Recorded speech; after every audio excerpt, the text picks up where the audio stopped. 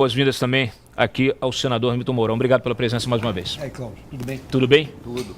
Excelente. Estamos aqui com a Júlia Lucy também nos acompanhando no estúdio. Obrigado, Júlia. Boa tarde. Carol Esponza, conectada conosco também. Oi, Carol, boa tarde. Boa tarde, Cláudio. Boa tarde, senador. Boa tarde, Júlia. Boa tarde, Carol. Excelente. Bom, deixa eu trazer de volta aqui, já entrar nesse tema da CPI do crime organizado, senador. O senhor terá participação importante aí. Eu não fiquei muito satisfeito com a eleição do presidente e do relator.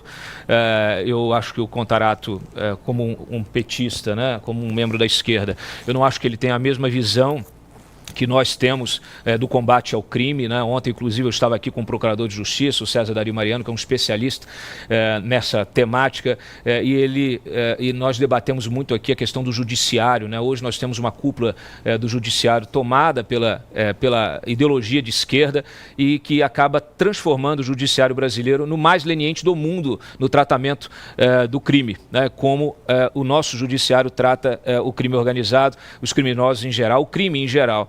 Ele comparou com outros países no mundo e disse para mim aqui ao vivo que não há nenhum país que trate o criminoso como o judiciário brasileiro trata. Então, eu estou aqui muito curioso para saber se a CPI ela vai ficar girando em círculos ou se ela vai tratar do judiciário, porque sem a mudança necessária no judiciário, me parece que qualquer lei que se coloque, ela não vai fazer tanta diferença assim, porque tudo depende da aplicação da lei.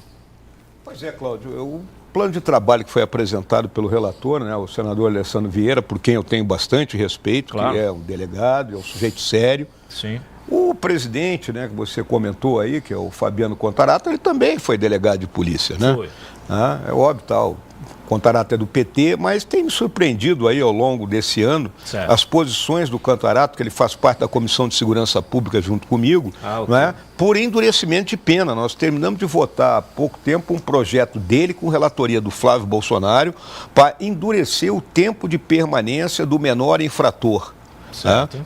Superando aquele período de 3 anos. Então isso já foi um avanço. E não, o projeto era dele. Era dele o projeto. Projeto dele. Com a relatoria do Flávio Bolsonaro. Excelente. Então ele surpreendeu isso aí. Sim. Então eu tenho, vamos dizer assim, como eu sou um eterno otimista, claro, né, eu tenho assim uma visão de que a CPI pode realmente enveredar pelo caminho do endurecimento da legislação penal, de modo que a gente, aí eu vou usar um termo de gaúcho aqui, arrincone o judiciário, né, para nesses julgamentos que são realizados, de modo que ele não tenha muita válvula de escape em conceder, vamos dizer assim, penas mais leves a criminosos, não é? Liberar criminosos em audiência de custódia porque o delegado não consegue comprovar que o camarada é membro de facção. Olha, você aprende o camarada com um fuzil, vendendo droga na comunidade X, que você sabe que é dominada pela facção A, pô, qual é a dúvida? Porque ele não tem o crachá, né? Tem que ter crachá, então, né? Então, eu acho que a CPI tem condições, o plano de trabalho é um plano de trabalho abrangente, agora vai haver aquela dicotomia lá dentro. A outra vantagem que eu, né, sem querer desprezar os meus colegas da Câmara de Deputados, como é uma CPI só do Senado, né, a coisa ela não fica tanto naquele ambiente da gritaria, da lacração, como ocorre quando tem um maior número de gente fazendo parte dela, né? Então nós somos 11 membros na CPI. O pessoal da Câmara não vai gostar desse teu comentário. Mas não tô você não está nem aí. Não estou desfazendo do pessoal da Câmara, mas é quando fica muita gente, né? Aí vem aquela turma que quer lá só gritar, discutir e não debater efetivamente o tema, né? É verdade. Né? Você sabe que eu tive ontem na Câmara fazendo umas gravações promocionais nossas aqui.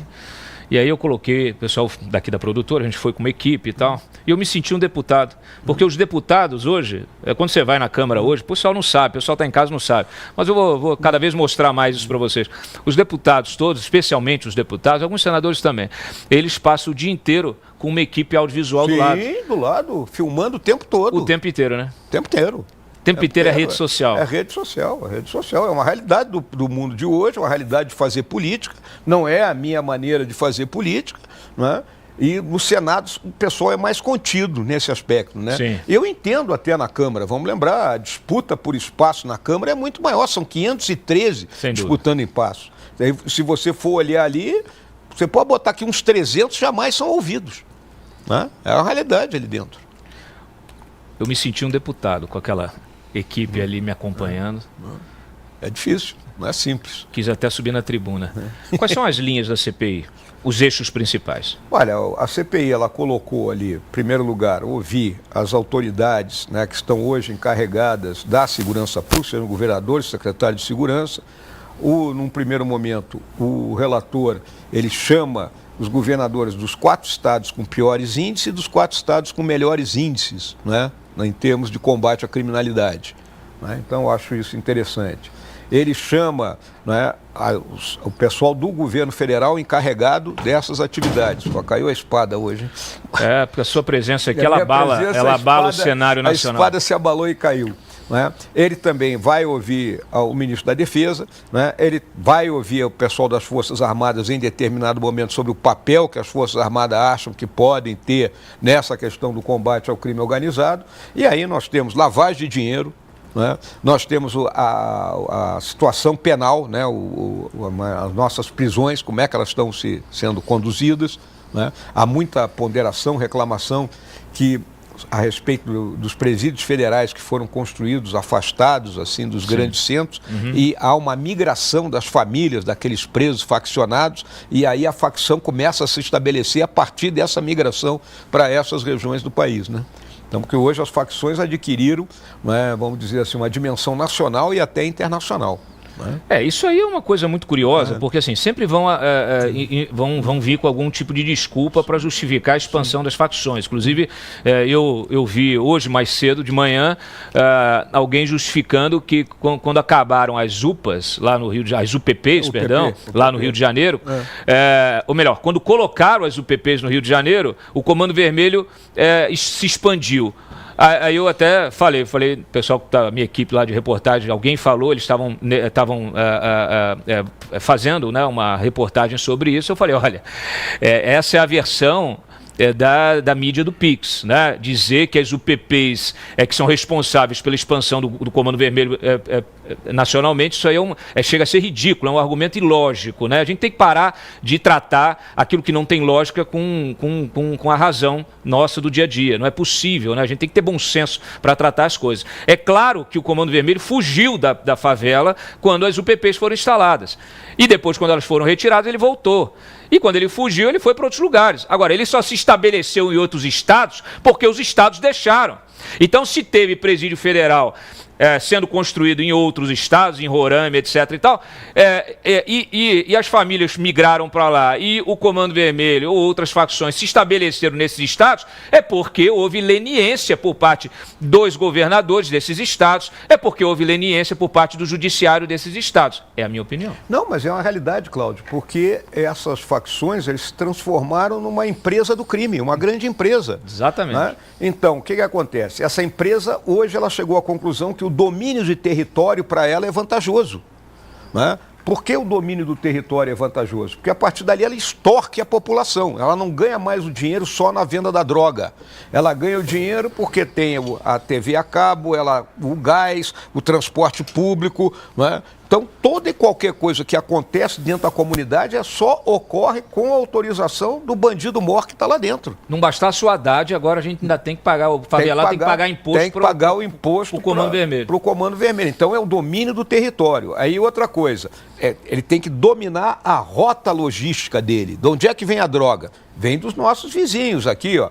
Colômbia, Peru, Bolívia e Paraguai. O quarteto onde é produzido droga e arma que vem também dessas regiões. Né? Então ele tem que ter essa cauda logística dele sob controle. Então aí ele se associa com facções que já existiam nos diferentes estados, seja da Amazônia, seja do Centro-Oeste, seja do Centro-Sul, e expande a sua organização. E também passou a oferecer, vamos dizer assim, hotel nas comunidades do Rio de Janeiro, que estavam dominadas e não podiam ser investidas pela determinação lá do STF de 2020, da famosa ADPF das favelas. Então lá virou um hotel, que a bandidagem que estava sendo perseguida, né, em outros estados, não, vou ficar lá no Rio de Janeiro, lá terei a vida que sou rei, né, parece aquele poema do Emanuel Bandeira, vou para Passárgada, né, Passárgada virou os morros do Rio de Janeiro. Ô, Júlia Luci, você quer perguntar? Eu tenho muitas perguntas. Eu quero também. O senador é muito dinâmico aqui e tem conhecimento profundo sobre essas questões, em função até da trajetória militar dele. E assim, eu tenho aqui um caminhão de perguntas, mas eu vou deixar você perguntar. Obrigada, Cláudio. Senador, boa tarde, obrigada pela sua presença. Feliz que o senhor esteja como titular na comissão. Concordo com o senhor sobre a avaliação do senador Contarato.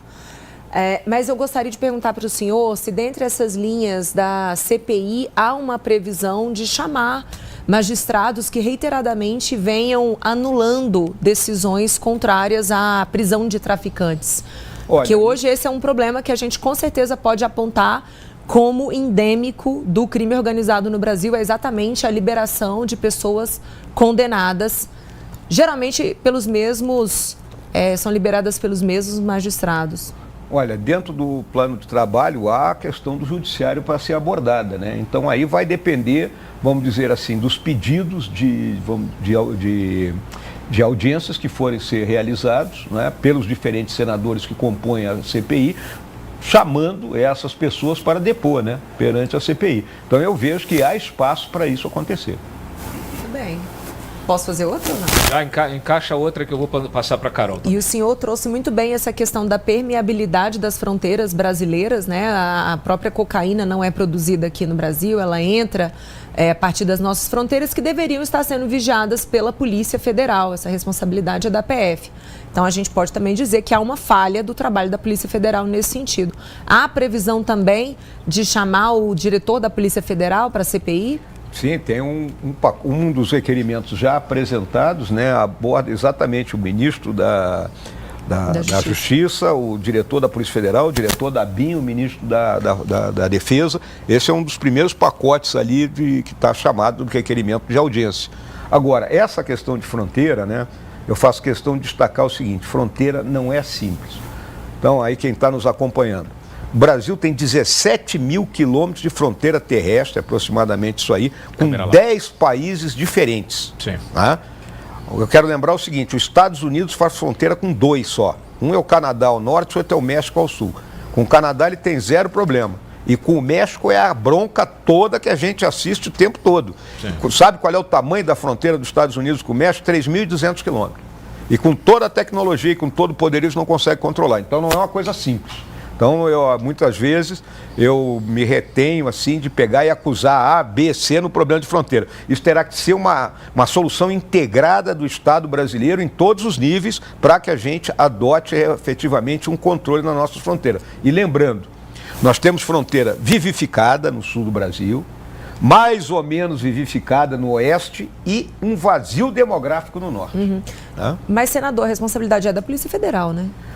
Em tese, é da Polícia Federal. Ela não tem efetivo hoje para isso. Eu não quero criticar a Polícia Federal nesse aspecto. É porque o efetivo, boa parte do efetivo dela hoje está deslocado para prender por crime de opinião, né? As pessoas que se queixam do STF, que se queixam da própria Polícia Federal. Eu fui comandante de brigada em São Gabriel da Cachoeira, no noroeste do Amazonas. Né? Nós tivemos lá 4 policiais federais. Né? Então é um efetivo... Né? É só para tomar um café à tarde, para fazer companhia. Então não tem. Eu acho que é o seguinte: em algum momento vai ter que ter uma discussão sobre o efetivo emprego das Forças Armadas, né? Exatamente. Pode ser que meus colegas, né, fiquem meio de biquinho comigo, os que estão na ativa, porque talvez achem que não seja responsabilidade, mas eu vejo que nós não vamos poder fugir dessa responsabilidade.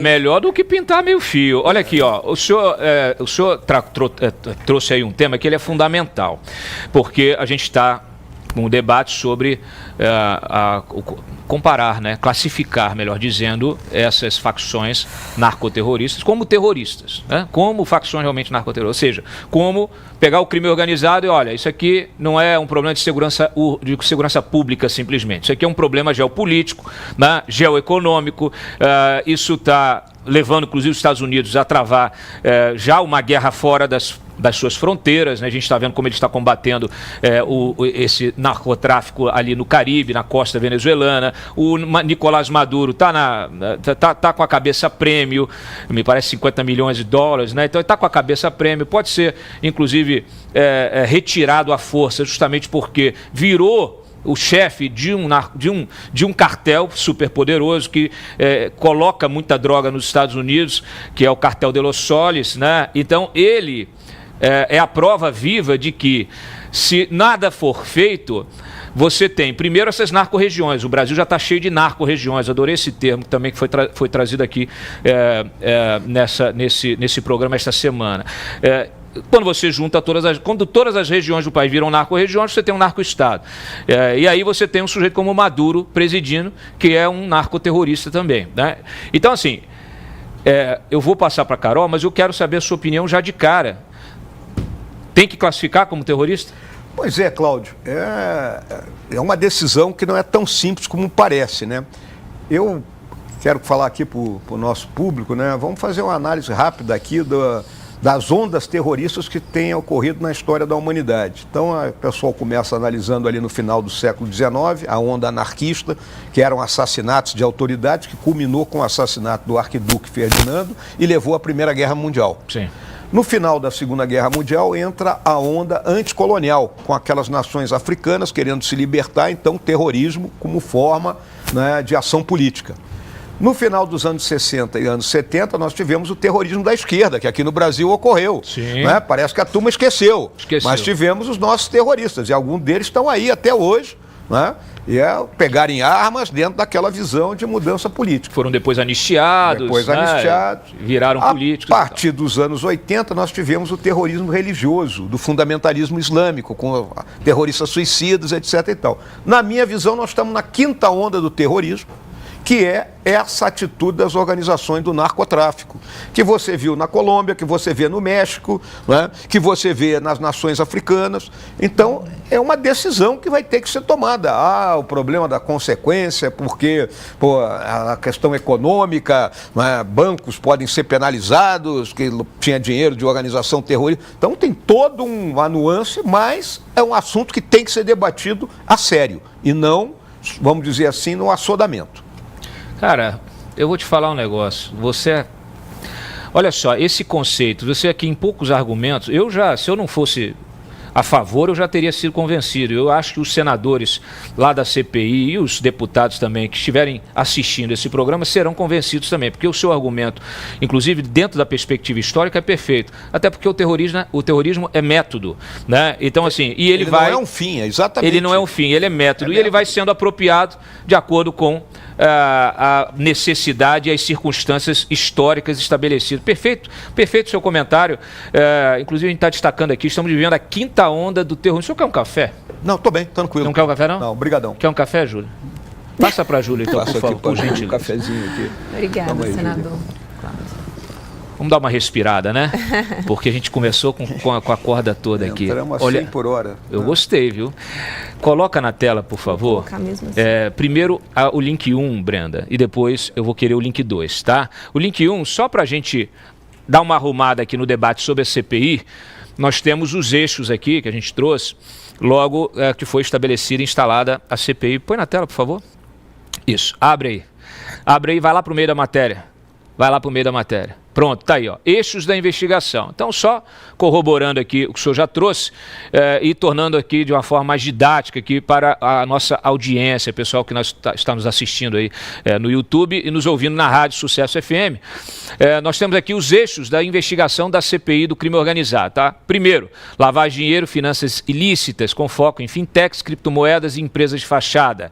Ocupação, segunda linha, ocupação territorial por facções e milícias. Terceira, corrupção ativa e passiva em todas as esferas do poder público. Isso aqui é fundamental. Quarta, sistema prisional e influência das facções. Quinto eixo, crimes digitais e terrorismo doméstico. Sexto, rotas de tráfico de drogas, armas e contrabando. Sétimo, integração entre órgãos de segurança e forças armadas. Oitavo, experiências bem-sucedidas de repressão e prevenção. E o nono, orçamento e legislação de combate ao crime organizado. Eu acho que se vocês conseguirem cumprir esse roteiro, a CPI tem tudo para ser muito bem sucedida, tá? Agora coloca o link 2, só justamente corroborando aquilo que o senhor acabou de dizer, esse debate sobre terrorismo. Será que a gente vive terrorismo? Olha o que aconteceu, o que está acontecendo agora, a gente noticiou de manhã, Eu já classifiquei, porque para mim é óbvio, o Comando Vermelho ameaçando atacar uma subestação elétrica durante a COP30, senador, isso é terrorismo puro. Porque você colocou bem, Cláudio, o terrorismo é um método. Qual é o fim que o Comando Vermelho usa o método do terror? Para manter a população sob controle. E o poder público acuado. O Comando Vermelho não quer tomar conta do Estado brasileiro, ele não tem a pretensão de ser presidente do Brasil. Será? Acho que não, né? Mas ele quer manter o domínio do território. Sim. Né? Então, o pessoal tem que entender, gente, nós estamos vivendo uma guerra no Brasil. É uma guerra. Ou seja, senador Cláudio, me permita, a resistência que o governo federal está impondo para classificar as organizações como terroristas, porque ele argumenta que não há um vínculo, um viés ideológico, então não tem nada a ver com nada. Porque o que acontece, né? Essa turma do governo foi terrorista na década de 70. Eles têm uma dificuldade de chegar e admitir isso. Eles não admitem. E aquele terrorismo deles era o ideológico de esquerda. Na intenção de o quê? Conquistarem o poder no Brasil e transformarem o Brasil, na época, eles queriam isso, implantar uma ditadura comunista. Essa era a finalidade das mais de 20 organizações que nós tivemos no final dos anos 60 e início dos anos 70. Então, eu entendo a dificuldade. Né? Já tive conversas com alguns colegas aí a esse respeito, entendo essa dificuldade. Agora você vê o seguinte, o Comando Vermelho está mandando gente para a guerra da Ucrânia. Você sabia disso, Cláudio? Sim. Estão treinando o pessoal lá para o cara voltar com o know-how e instruir a tropa dele aqui. Então as pessoas têm que compreender isso aí. O Estado brasileiro tem que entender que ele está sofrendo, existe uma ameaça. Né? Ou, usando um termo que os americanos gostam de usar, o perigo real e imediato. Exatamente. Ô, Carol Esponza, cadê você? Carol Esponza, que vive no berço do terrorismo brasileiro, lá no Rio de Janeiro. Por favor, Carol, você que é inclusive vizinha do Oruan, seu comentário, sua pergunta para o senador Hamilton Mourão. Senador, boa tarde. Vamos lá. O Cláudio estava comentando aqui sobre as UPPs, né? Eu acho uma estratégia que foi extremamente bem sucedida, que eu sou do Rio de Janeiro, fui candidata a prefeita, né? E eu circulei bem durante a campanha, né, em várias das comunidades, e assim, eu pude ver o quanto do nosso território está dominado ali por barricadas, quer dizer, você não consegue ter acesso a nenhum serviço público, um exército paraestatal que já acabou com qualquer soberania do Estado aqui, né? O Lula fala tanto de soberania, fala que a gente tem um problema de soberania, então não pode fazer essa equiparação aí nessa lei antiterrorismo, mas aí ele esquece que a gente já perdeu completamente, né, a capacidade de administrar o nosso próprio território aqui no Rio de Janeiro.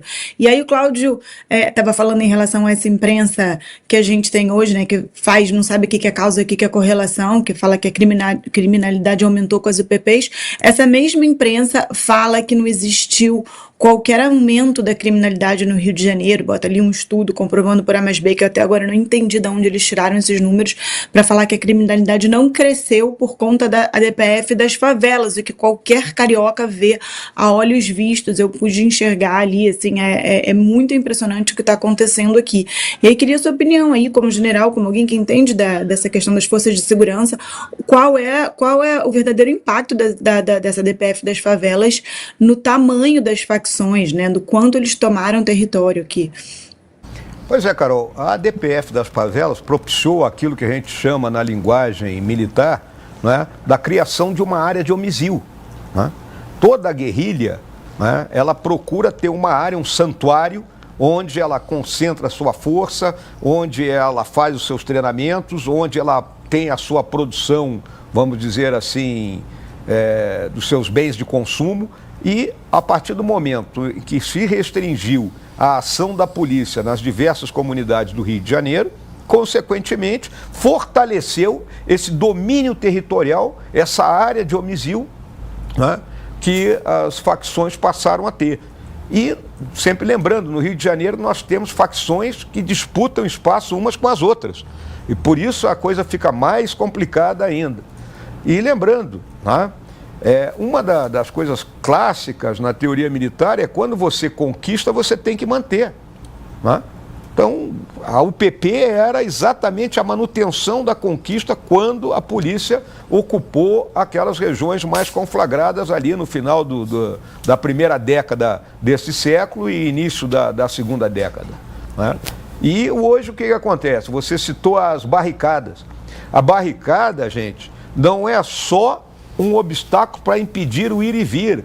A barricada, ela se torna um obstáculo de guerra, porque ela é batida por aquilo que nós chamamos de fogos ajustados. Eles colocam o fuzil assentado com a distância correta para acertar quem chega naquela barricada. Então, o que nós estamos vivendo nisso aqui? Tá?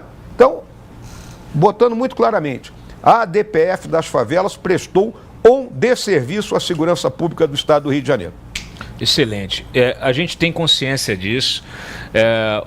Júlio, o Gerson preparou um vídeo, vê se você já chegou para você, tá? É um vídeo desse traficante uruguaio, que é considerado aí um dos mais procurados aí do mundo hoje, o Sebastián Cabrera, que gravou um vídeo essa semana ao lado de criminosos do PCC. Tá? Inclusive empunhando o fuzil e prometendo uma guerra na fronteira. Está disponível o vídeo já? Sim. Pode rolar. Este video para decirle al coño a ese sapo que se deja andar diciendo dónde está uno. Yo puedo estar hoy acá, mañana en Paraguay, el otro día en Bolivia, otro día en Colombia, donde sea, y estamos preparados para hacer guerra con el que sea. El coña, la policía, no me importa a nadie. Nosotros estamos siempre listos, siempre. Téngalo claro. Mejor sean amigos y no enemigos nuestros, porque no le va a ir bien. O senhor viu esse vídeo? Não tinha visto esse vídeo ainda, mas é a Internacional do Crime.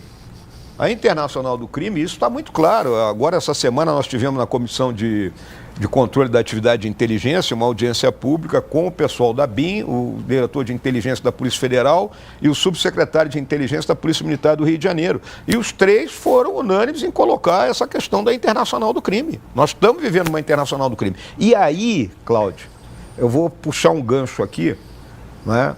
Nós estamos vivendo uma ordem mundial estagnada, né?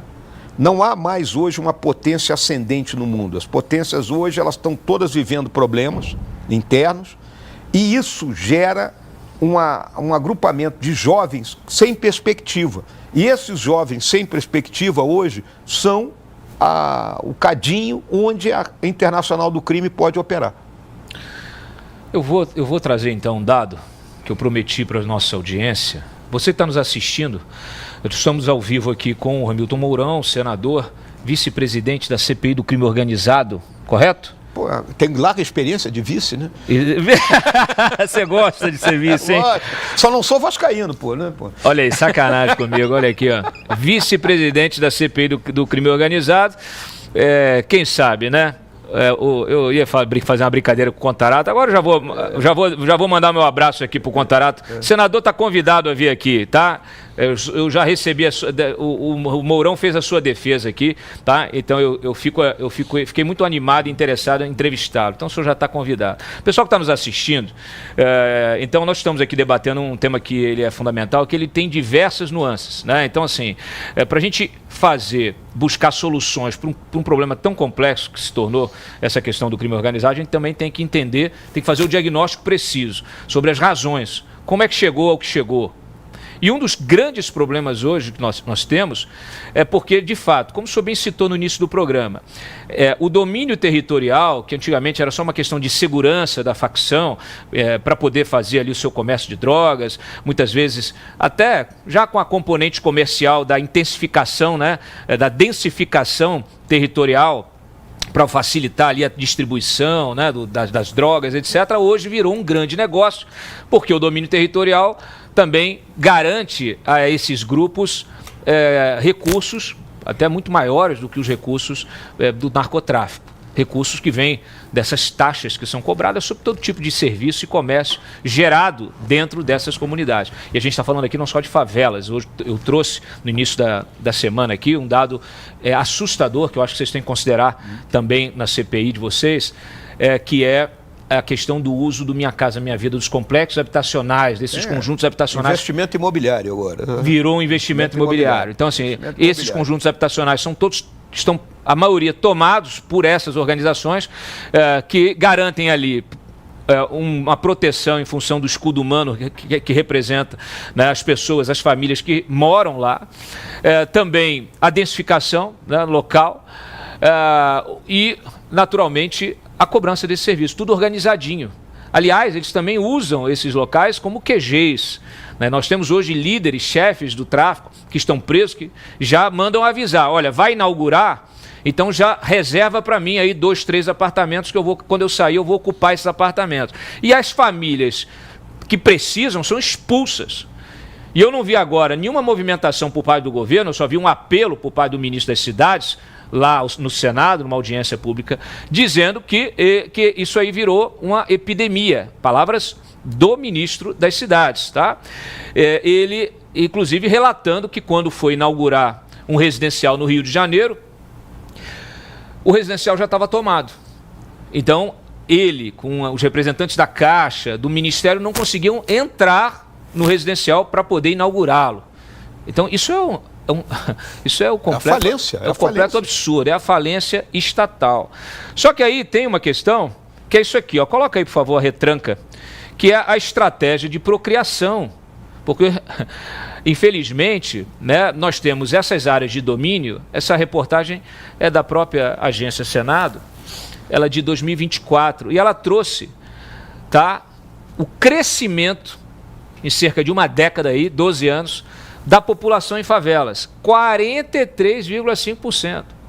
Então, hoje nós temos, no total, uma estimativa de áreas dominadas, de uma população dominada pelo tráfico, de 50 milhões de pessoas, senador. É 25% do nosso eleitorado. Então, virou também uma estratégia eleitoral, virou um mercado do voto. E aí fica muito fácil para essas lideranças de esquerda, que eu vi defenderem os criminosos lá do Comando Vermelho essa semana, pessoal do PSOL, pessoal do PT, gravando vídeo, né, indo lá, porque fica parecendo que há aí realmente um interesse direto em que se manter essa estrutura de poder criminoso, para se manter essa população subordinada ali, subjugada por esses criminosos, porque aí é muito fácil você negociar o voto. Chega na eleição, você chama o chefe do tráfico e fala para ele, ó, o que você precisa? Eu quero seus votos. Quanto é que é?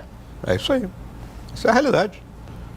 Nós não estamos fugindo disso. Não é teoria conspiratória minha, não, né? Não é teoria conspiratória. É óbvio, pô. O pessoal que mora na comunidade, ele vai votar. Né? E ele vai votar como? Se o chefe do tráfico não deixar... Essa é a realidade. E esse problema da expansão populacional é um problema também de planejamento familiar. A Júlia sempre traz esse tema aqui. Só para esclarecer, Cláudia, às vezes a pessoa pode estar em casa falando assim, mas como é que vai saber em quem a pessoa votou? Como é que funciona? Você faz uma lista dos moradores, levanta o título, vê onde aquela pessoa, o colégio que aquela pessoa vota, e se no final da eleição não se contarem os votos ali correspondentes às pessoas listadas, entendeu? No caso do crime, mata. No caso de lideranças corruptas, a gente tem isso aqui no DF também, simplesmente as pessoas são mandadas embora. Então, existe sim, infelizmente, voto de cabresto no Brasil. Acho que talvez, senador, para evitar isso, fosse necessário se omitir a zona eleitoral, entendeu? Do eleitor na hora que saísse ali, porque tem que imprimir o voto para poder fazer a conferência. Isso é uma defesa nossa, por óbvio, para que seja possível uma accountability popular do processo, mas hoje, da maneira como você consegue rastrear a quantidade de votos ali na sessão eleitoral, você possibilita esse tipo de atuação que a gente está comentando aqui. É uma realidade, eu concordo aí contigo, Júlia, com gênero no migrão. Né? A gente vem assistindo isso constantemente e, à medida que essa população ela cresce, é um cadinho de eleitores, né, que está à disposição ali de quem souber interpretar esse sentimento dessa população e principalmente tiver a conexão com os chefes locais. Ô, Carol Esponza, você quer fazer mais alguma colocação? Queria entender a expectativa, porque a gente tem falado bastante aqui sobre a composição dessa CPI, né? O Cláudio mostrou ali alguns pontos que ele acha que se a gente conseguir abordar a CPI, vai ser bem sucedida. Eu sou mais cética em relação a isso. Primeiro pela composição, que é quase todo mundo de esquerda, e a solução que essas pessoas têm para a violência no Brasil é combate à desigualdade. O próprio senador Alessandro Vieira esteve aqui no programa e falou isso, parlamentares com viés mais à esquerda acham que a gente tem que combater a segurança, né, tem que combater criminoso, né, abordar a segurança pública com esse viés de desigualdade, escola, esporte nas comunidades. Claro que tem que ter, mas não é isso que vai resolver o problema. Isso é uma política pública de médio prazo, para daqui a talvez 20 anos a gente ter alguma coisa, mas agora a gente tem que fazer mega operações como essas que estão acontecendo. E o outro ponto é que eu entendo assim, o que falta? O que falta, né, pra gente que diagnóstico a gente ainda não tem? A gente sabe o problema da criminalidade no Brasil, e ontem também a gente trouxe um procurador aqui federal brilhante que falou exatamente isso. Nosso problema não é legislação, não é a lei antiterrorismo, que equipara terrorismo, a lei antifacção. O problema é o nosso judiciário, que a polícia prende, o judiciário solta. Então, assim, o que realmente esperar dessa CPI? Assim, o senhor acha que tem algum diagnóstico que falta ser feito? Com essa composição, vai sair alguma coisa, ou vai sair uma carta como tipo a carta para o povo brasileiro, né? Uma carta de intenções ali da Faria Lima, vamos resolver a criminalidade, botando esporte e educação nas comunidades? Bem colocado. Olha, Carol, está bem colocado, né? A gente assiste esse debate há muito tempo e nós sabemos, né, que se a gente quer efetivamente combater a criminalidade, nós temos que atuar em 3 eixos, né? Ou 4, vamos colocar assim. A gente tem que atuar no eixo da repressão policial pura e simples para manter a bandidagem aquada. Você tem que atuar na questão do sistema penal. Né? O cárcere não pode ser um local de, vamos dizer assim, de um hotel, né, 5 estrelas para o bandido lá ficar. O bandido lá dentro do cárcere ele tem que entender que ele vai ficar 20, 30 anos sem sair, efetivamente. Né? Nós temos que atuar em cima da legislação penal para endurecer essa legislação penal, e um dos pontos focais é a utilização hoje de menores de idade pelo crime, por causa que a legislação ainda é um tanto quanto leniente. Né? E, obviamente, tem o 4º eixo, que é esse aí que o pessoal gosta sempre de mencionar como a solução de todos os problemas, que é o eixo social, né? Com melhor educação, saúde. E eu também concordo, né, que você pega essas favelas, a favela tem que ter rua com nome, casa com número. Quem não tem o título de propriedade daquela casa que ele construiu, o Estado que conceda o título de propriedade, coloca esse camarada na vida normal, de modo que ele possa fazer um empréstimo, dar a casa dele como garantia, e a partir daí ele tem um negócio dele. Então, tem que atuar nesses 4 eixos. Então, o diagnóstico está aí. A CPI ela não vai inventar a roda, mas eu vejo como uma oportunidade de colocar o tema realmente em evidência e exercer um instrumento de pressão para que os atuais representantes do Estado brasileiro compreendam a sua responsabilidade e ajam, né, em vez de ficar de braços cruzados esperando que o mundo acabe num barranco para eles morrerem encostados. Eu estou esperando que essa questão aí do CEP ela seja resolvida rapidamente, questão fundiária das favelas. Por quê? Porque eu quero que os faccionados também paguem o IPTU. Né? E agora, com a reforma tributária, né, você tem já uma taxa sobre esses aluguéis. Eles vão fazer agora um cadastro geral, né, brasileiro, em que a Receita Federal, Leãozinho, vai ter o controle de todas as matrículas de todos os imóveis do país, e vai poder fazer cruzamentos e identificar se o seu segundo imóvel, terceiro imóvel está sendo ocupado por terceiros, né, e se você declarou que está recebendo aluguéis. Né? A gente tem que tratar com ironia certos temas, né, porque só cai nos ombros do cidadão que é o pagador de impostos, né, que é o cumpridor de lei. Porque a criminalidade está aí. Faz o que quer, não é combatida e ainda tem privilégios. Aliás, privilégios que constam, por exemplo, desse PL antifacção, está criando o foro privilegiado para o integrante de facção. Como é que pode isso? Porque é a visão idílica, Cláudio. Idílica? É a visão idílica. O pessoal, volto a dizer, até no comentário que fiz aqui com a Júlia, a turma do governo hoje, né, pelo passado deles, eles têm extrema dificuldade em compreender que eles têm que enfrentar isso. Né? Eles não conseguem compreender a responsabilidade da qual estão investidos na questão do enfrentamento do crime. Então tem sempre aquela visão idílica do bandido. Todos eles acham que o bandido é um Robin Hood, eles vivem na floresta de Sherwood até hoje. Né? Será? Não tenho dúvida. É essa visão. Eu não sei, viu? Eu não sei, não. É porque eu sou pai do princípio que eles são ingênuos. Para ter uma visão idílica tem que ser um pouco ingênuo. Eu não parto do princípio ingênuo, eu parto do princípio de que essa visão da esquerda é que o bandido ele é um desvalido social. Então, mas eles acreditam nisso? Se acreditam ou não, é a forma como atuam. É a narrativa que eles constroem, né? A narrativa construída é essa. Porque eu acho muito difícil que eles acreditem nisso, porque eles não são bobos. Aliás, não tem nada de bobos. Coloca na tela, por favor, o Sarubo, porque essa temática aí da questão de transformar em facção e em organização terrorista, ela não será simples. Abre aí, por favor. Esse é o argumento. Olha aí, ó. O argumento declarar facções como terrorista deixará país vulnerável. Deixa eu ver o argumento do Sarubo, né, que é o secretário nacional de segurança pública, ou seja, simplesmente a autoridade responsável pela segurança pública.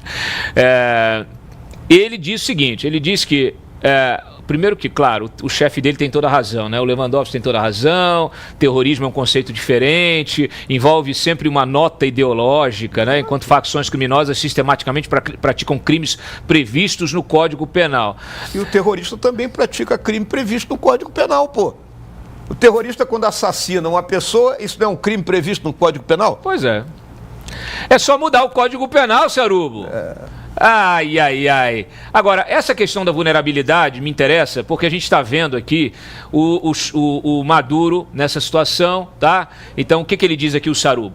Declarar a terrorista servirá apenas e tão somente para deixar o país vulnerável no campo internacional. Vulnerável, insisto, em embargos econômicos e até violações do nosso território, o que não me parece razoável em contexto algum. Tem que explicar para ele que o território já está violado. Pronto. Aí esse discurso, só para contextualizar para os nossos assinantes aqui, a nossa audiência, esse é o mesmo discurso, por exemplo, que está sendo propagado pelo Lindbergh. Lindbergh gravou um vídeo ontem, a gente passou aqui, e ele fala exatamente a mesma coisa. Ou seja, há um alinhamento total. Eu gostaria de ouvir, nesse caso, o Contarato, para saber se ele, como integrante do PT, se ele pensa diferente, porque há um alinhamento total do governo e do PT e do PSOL e de toda a sua base em tratar essa questão do terrorismo como, agora virou uma violação da soberania. Eles querem de novo voltar com a questão da soberania, em função justamente do que aconteceu no Rio de Janeiro e em função da parceria, né, que o governo do Rio procurou com o governo americano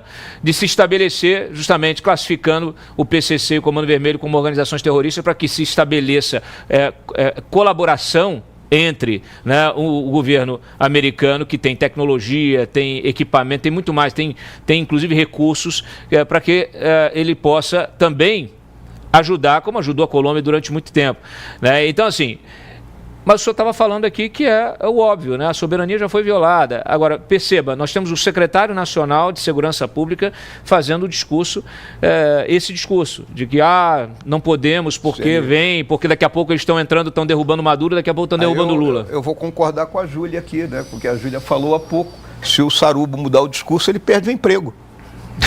Essa é uma realidade. O discurso dele tem que ser esse, senão ele vai trabalhar em outra freguesia, pô. Muito bem. Você tem mais alguma pergunta, Júlia? Ai, meu Deus, eu estou aqui refletindo sobre as informações que chegam, mas, senador, muitas pessoas, a própria Carol aqui externalizou que não vê muita expectativa de resultados concretos da CPI. Mas hoje, por exemplo, a gente está vendo ali na CPMI do INSS prisões em flagrante, descobertas, né, de pessoas envolvidas. O que o senhor pode dizer para a sociedade brasileira que ela pode esperar de resultado concreto dessa CPI do crime organizado? Olha, eu vou dizer aqui para a sociedade o seguinte, eu tenho confiança no relator. Digo isso com... Convicção. Convicção. O senador Alessandro Vieira, eu comecei falando isso aqui quando a gente iniciou o programa, né? É um camarada sério, eu tenho acompanhado ao longo desses 3 anos que eu estou dentro do parlamento o trabalho dele, já acompanhava de antes, ele é um sujeito, né? E outra coisa, né? O Alessandro, ele conhece o assunto e ele é ponderado. O Alessandro não é um cara de lacração, né? E aí ele vai ser o pêndulo nesse negócio. Vamos lembrar o seguinte, eu perdi a eleição para presidente por 6-5, nós somos 11. Então o pêndulo é exatamente o Alessandro. Então, em determinados momentos, quando algum assunto mais polêmico entrar, o Alessandro será o pêndulo de, não, vamos aceitar o que a turma da direita está falando, vamos aceitar que a turma do outro... Ele será o pêndulo. Então, eu vejo, né, ele como ponto focal dessa nossa comissão. Ele não é de lacrar. A gente teve com ele aqui, o pessoal da audiência não gostou muito não, porque ele fala muito tranquilo. Não, você não vai esperar do Alessandro... E todo mundo quer sangue não, hoje, mas quer não, emoção. O Alessandro, olha, ele é gaúcho como eu, né? Ele é nascido em Passo Fundo, o pai dele era policial também, né? Da Brigada Militar do Rio Grande do Sul. Então é um sujeito que eu tenho um respeito por ele muito grande, né? E acredito que ele vai fazer um trabalho e será, digo assim, vejo ele como esse pêndulo, né? Para impedir que a coisa caia muito para um lado ou para outro, que a gente caminhe... Então puxa ele para cá para não cair para o lado de lá muito, tá? Eu só vou... O que é? Fala. Se eu puder pegar um gancho, que a primeira pergunta que eu queria ter feito para o senhor é exatamente nesse sentido. Foi apenas um voto de diferença, né? Sim. E aí a gente viu a presidência ficar com o PT. O que faltou para a oposição conseguir? O que aconteceu, né? Agora é a guerra dos bastidores. Havia um acordo inicial, nós tínhamos os 6 votos e eu seria o presidente. E aí o que o governo fez? Lógico, o governo está preocupado com essa CPI. Ele tem que estar preocupado. Qualquer governo está preocupado quando se abre uma CPI. Não adianta fugir disso, né? E ele, né, quis ter um certo controle sobre os trabalhos da CPI, substituíram um integrante, eu não vou citar nomes aqui para não, né? Mas foi, não vou, até porque eu gosto da pessoa. Mas fica à vontade. Mas não vou fazer isso, Cláudio. Não quer citar não? Sérgio Moro. Tem certeza? Não tem nada a ver, tá? Pode citar, viu? Não vou citar. Aí trocaram esse integrante por outro que votaria com o governo. Né? E aí mudou a balança. Foi a revanche lá da CPI do INSS. Qual foi a situação que nós ficamos? Havia colegas meus que diziam assim, não, então a gente se retira. Aí eu disse assim, não, vamos bater chapa. É mais digno nós perdermos, haverá mais honra na derrota do que qualquer outra coisa. E assim foi. Gente. Olha, essa tua postura, eu devo dizer o seguinte, ela é importante, tá?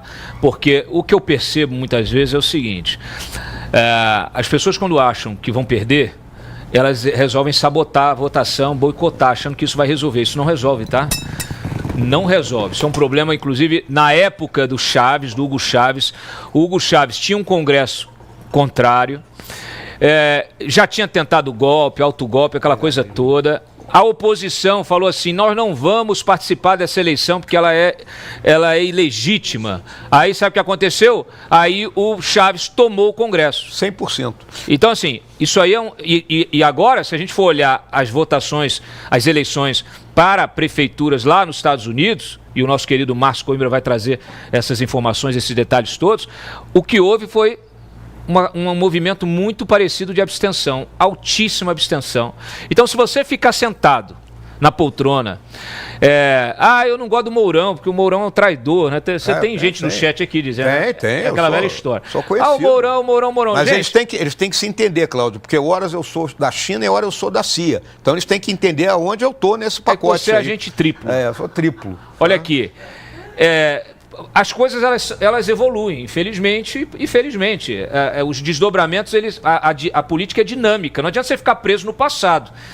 Você tem que ser inteligente, o eleitor, o pagador de impostos, tem que ser inteligente e usar o político a seu favor sempre que possível. Então, assim, pressioná-lo, né? Fazer sim campanha na internet, ligar para o gabinete. O senhor recebe muita ligação no gabinete? Recebo e-mail, uma penca. É isso aí, tem que fazer pressão. Ele tomou uma decisão equivocada, critique e bola para frente e senta o dedo. Para que ele não erre mais. Sim, quem está na política está submetido a isso. Pô. É isso, exatamente, é o escrutínio popular. Agora, as pessoas, muitas vezes, o que acontece? Uma postura defensiva, fala assim... por exemplo, eu vi aqui o pessoal, não vou assistir esse programa hoje porque está o Mourão. Eu falei assim, parabéns. Você está tomando uma decisão que é uma livre escolha, mas você está deixando de entender o que está acontecendo na CPI agora e o que vai acontecer. E como você poderia influenciar na CPI, pressionando justamente naquilo que importa. Então, se você não sabe o que está acontecendo, você não vai conseguir tomar a decisão certa. Então, assim, eleição é emoção, mas política do dia a dia é razão. Você tem que baixar a bola, entender e fazer e atuar de forma estratégica. Porque senão, você toma pedrada, perde aqui, perde de novo, como tem acontecido, aliás, nos últimos anos, né? Posturas irracionais, muito emocionadas, elas têm se refletido em derrotas seguidas para a direita. Infelizmente, é isso que acontece. Enquanto o pessoal fica nas redes sociais gritando, as pessoas, os políticos profissionais estão articulando no bastidor. E aí, quando vem uma eleição para a presidência da Câmara, para a presidência do Senado, a gente tem que apoiar o cara do Centrão porque não tem candidato. Assim, pô, e fizeram o que nos últimos meses? Por que não tem? Por que a direita não teve um candidato, por exemplo? Por que a gente teve que apoiar o Davi Alcolumbre para a presidência do Senado? Faltou articulação, faltou entendimento, faltou estratégia, faltou comunicação, faltou tudo. Quanto mais será necessário perder para se aprender? Por isso que eu digo que aqui não é só jornalismo, aqui é uma academia de cidadania, para que vocês entendam o bastidor da política e possam tomar decisões estratégicas. Quando eu ofereço aqui o Mourão para ele trazer a experiência dele, o conhecimento dele e, inclusive, os atos dele dentro do Senado, se eu fosse vocês, eu estaria bem atento, até para saber o que dizer do Mourão lá na frente. Então, assim, fica aqui só esse recado, porque é preciso que haja um entendimento. Senão, o que sobra hoje é desentendimento. É gente batendo cabeça. Agora a gente está vendo gente disputando o mesmo, a mesma base eleitoral. Temos lá o Carlos com a Carolina Detoni, com a Carol Detoni lá em Santa Catarina. Já uma confusão. A Carol já saindo do partido. Quer dizer, por que isso acontece? Porque as pessoas estão muito mais preocupadas em falar do que em ouvir. As pessoas estão muito mais preocupadas em ficar apontando o dedo do que em olhar para frente e ver o cenário que está vindo. Enquanto isso, um Zé Dirceu da vida, né, um Gilmar Mendes, um Alexandre de Moraes, eles já estão olhando para 2050. Estão planejando agora as próximas 3 décadas. Desculpa interromper, fazer aqui a minha foi muito bem. Alocação, porque colocou muito bem, Cláudio. Porque assim, se a gente não está aqui para ajudar, essa questão, a gente tem que se retirar do debate para não atrapalhar. A questão da direita, ela tem que marchar unida. Se a direita vai se fragmentar, nós vamos para o barro. Olha aqui, ó. Só para encerrar a nossa conversa aqui, eu sei que o senhor está com uma agenda apertada, ficou até mais do que estava combinado. Coloca só para lembrar aqui, porque vocês falaram de presídio, e eu me lembrei desse artigo que eu escrevi em função do plano, né, do Lewandowski, que ele costurou junto com o CNJ, a partir de, inclusive, de sugestões de ONGs financiadas pelo tráfico, né, a construção desse programa Pena Justa. Pena Justa. Né, que me parece que era o caminho recivilizatório que o Barroso queria, porque só posso entender assim, transformar efetivamente presídios em resorts, né, fazer com que o sujeito que está preso tenha a mesma vida que ele teria aqui fora. Então vocês vão ter um trabalho muito grande nisso. Eu acho o seguinte, tem superlotação, né, nos presídios, tem encarceramento em massa, que essa tese também fajuta. Constrói presídio novo, constrói mais presídio. Tinha que construir uns 20 presídios para dar conta do tamanho da criminalidade no Brasil. É uma realidade. E hoje, você tem empresas que são especialistas em construção de presídio. Exato. E na gestão de presídio. É algo que se levanta da noite para o dia. Então, o Estado brasileiro não pode ter vergonha de agir como Estado. Não é? Porque o nosso presidente da CPI, o senador Fabiano Contarato, ele repete um mantra a todo momento, que é o seguinte: a segurança pública é dever do Estado e direito do cidadão. Olha bem isso aí. Sim. O Estado está deixando de cumprir seu dever. Só para encerrar, para o senhor terminar o dia com raiva, É que aqui a gente tem que passar raiva, senão não tem graça. E como o senhor mencionou os terroristas da década de 60, coloca aí na tela a Macaé Evaristo aí dando a canetada, ela que estava pensando já em dar indenização para as famílias dos criminosos, né? Agora aí, ó, autorizando aí mais 2,8 milhões de indenizações a anistiados do regime militar. É eterno. Não acaba. Se atribui ao Milor Fernandes uma frase que diz que isso foi um investimento feito lá atrás. É um investimento. Que investimento, hein, senador? Obrigado pela presença aqui. Nada, Cláudio. Tá, boa obrigado. sorte lá. Um abraço aí. Conta conosco aí na CPI. Júlia.